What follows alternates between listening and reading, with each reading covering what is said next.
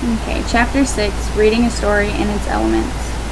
A first reading is a major supporting detail of this chapter, and an example from the book is the fiction writer has used a sophisticated grasp of technique to create a first impression. My example would come from page 141, A&P, written by John Updike.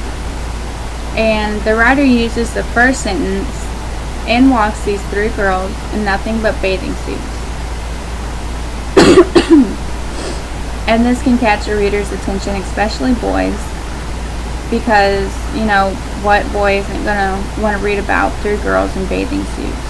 And so it's going to make the reader, keep on reading the story and find out what they're talking about.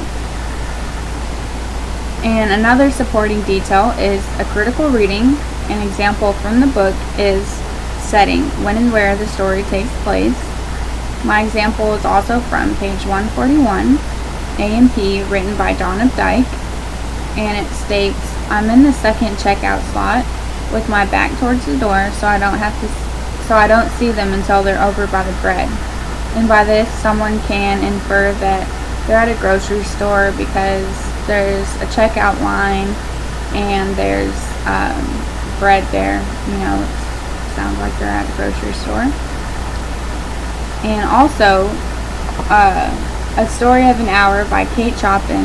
They are at a house when she gets the news about her husband. They're at Miss Millard's house. And the last major supporting detail is what reading fiction gives us.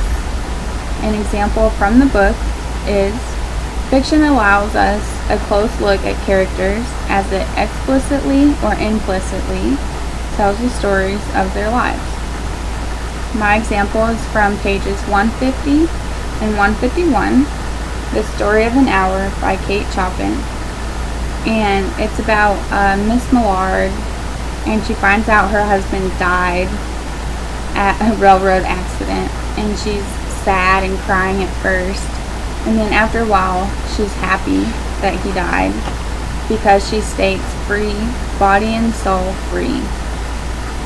And she was happy he was dead so she could live her life for her, because back in the day, they just pretty much served their husbands and didn't really get to live the life that they wanted to, and so she was happy that she could live her life for her.